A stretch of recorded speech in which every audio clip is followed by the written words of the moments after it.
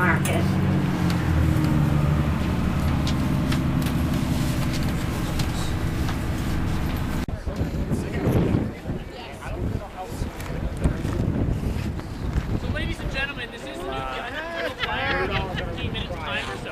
But just for safety reasons, we can't have you standing here, unfortunately. Is so you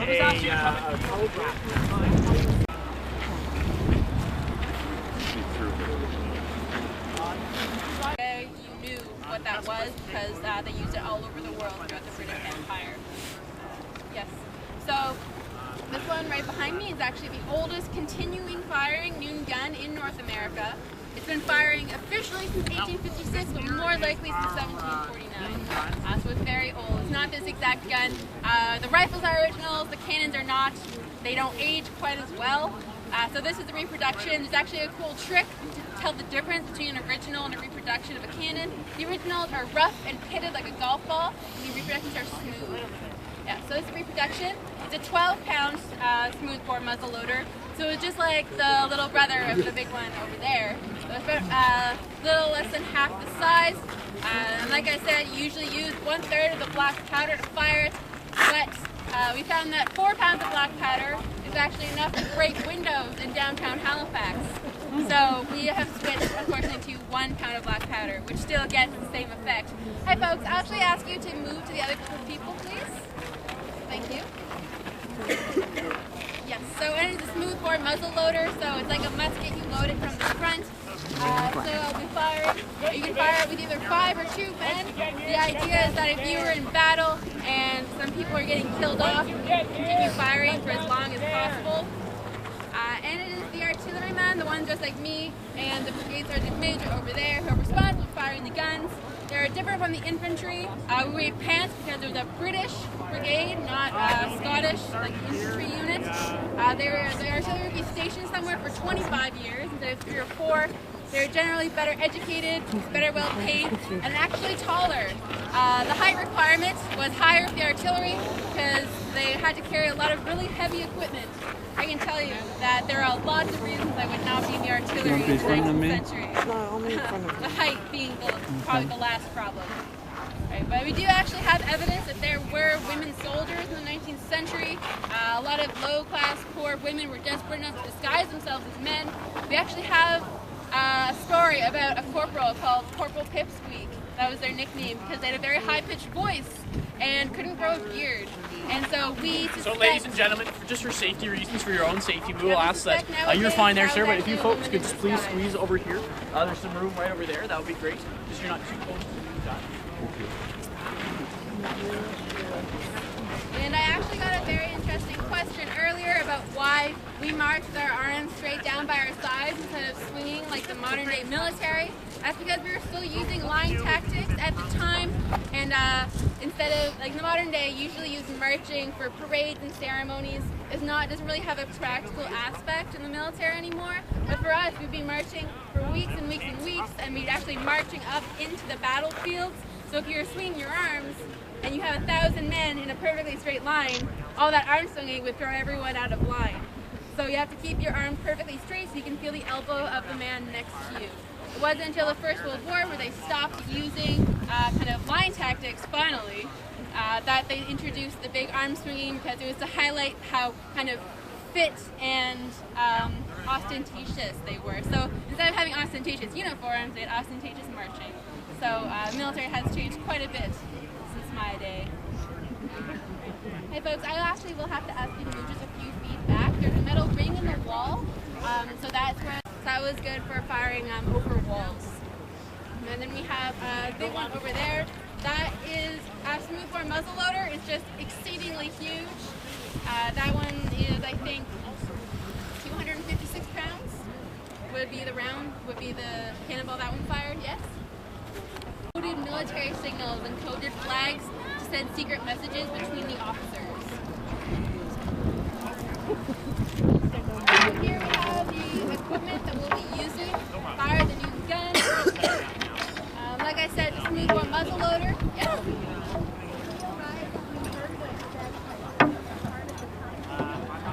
Yes, they play at I think 11:45 they play, and there's a concert at 12:30. And then we have the equipment that we'll be using to fire the new gun. Like I said, just move one muzzle loader. Yeah. Yes, they play at I think 11:45 they play, and there's a concert at 12:30. Yes, they play at 11:45 they play, and there's a concert at 12:30. I'll give a quick explanation of how to fire it because I'll be firing and I won't be able to do both, unfortunately. So first we're going to use a wad hook, which is the one that looks like a giant corkscrew, and we're going to put that through the barrel because you want to make sure there's no debris in it. You don't want to fire out any rocks or anything, especially now. Sir, can you come down off the top of the wall, please? You never fire projectiles. They didn't back then in Halifax, and you don't now. Folks, I'm supposed to be putting this rope off over here. To clean out the barrel, and then they will load the black powder. 1 pound of black powder, like I said, it'll be a small blue bag. So that's what's in the brown bucket.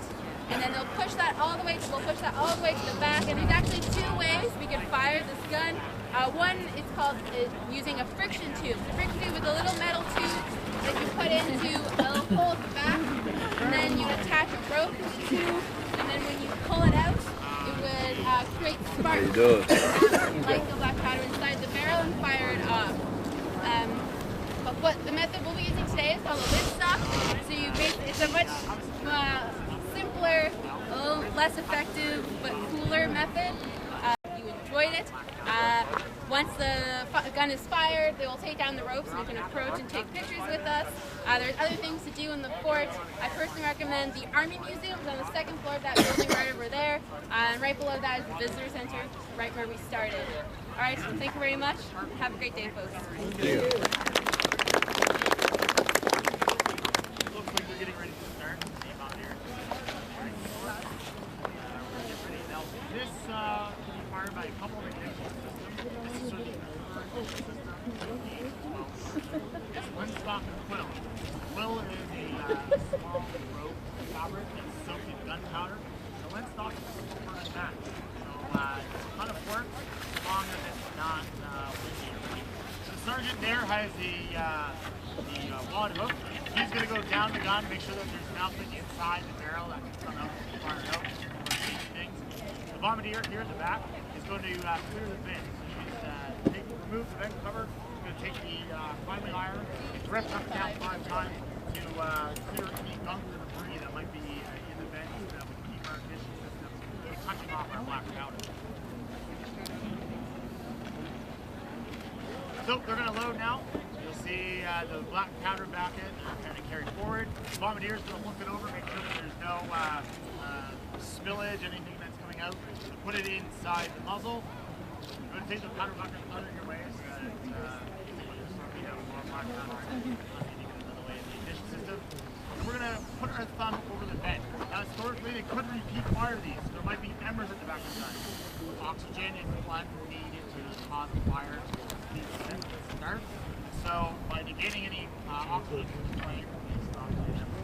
burned, load the powder all the way to the back of the gun. Then we need to pierce the bag in the back so that we have something from which our ignition system can catch in order to take the gun to go off.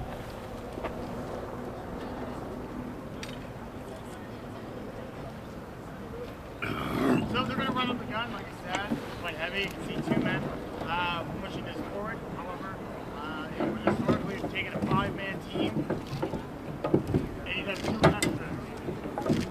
So it really helps to work together like we're doing now.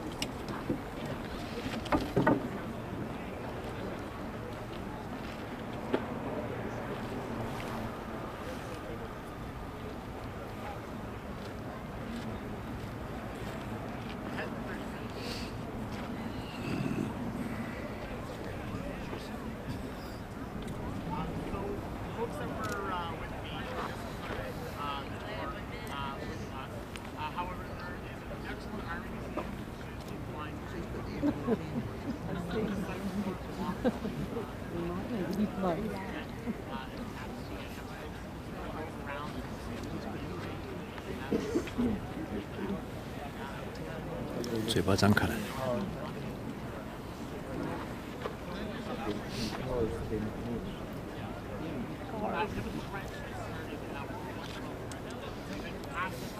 大声点。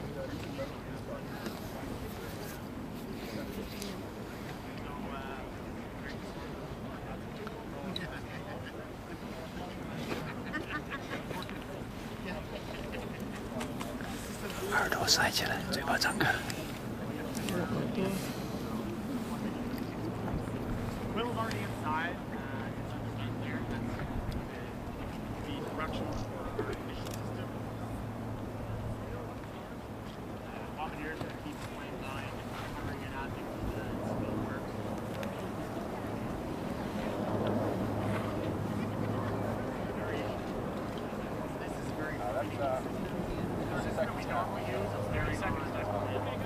There's 30 seconds before we fire, folks, if you want to plug your ears.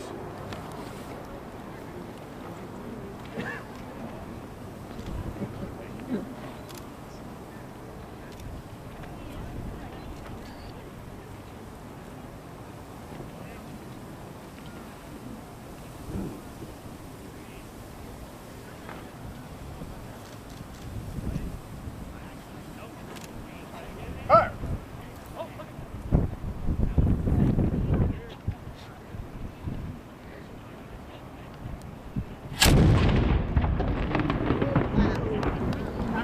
Wow.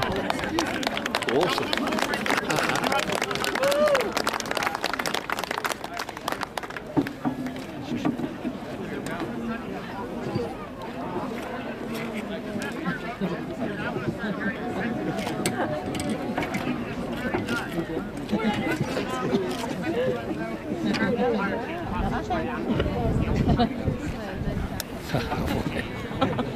I had the one that works, please. 可以打到谁啊？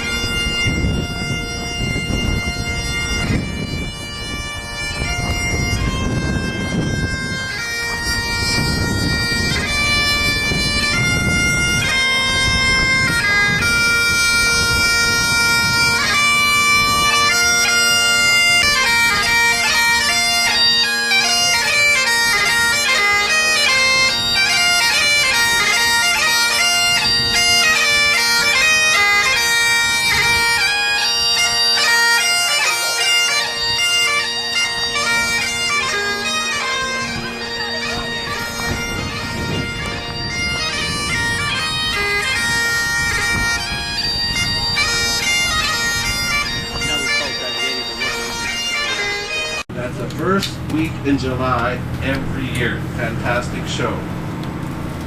Now across to our right, again, you can see our fantastic harbor. And across the way there is Dartmouth. And then a little to the left you can see a bridge. That's the Angus L. MacDonald Bridge. We'll be talking about later on the tour. And then just beyond. I guess we have to go. I would like to stay and listen to the music.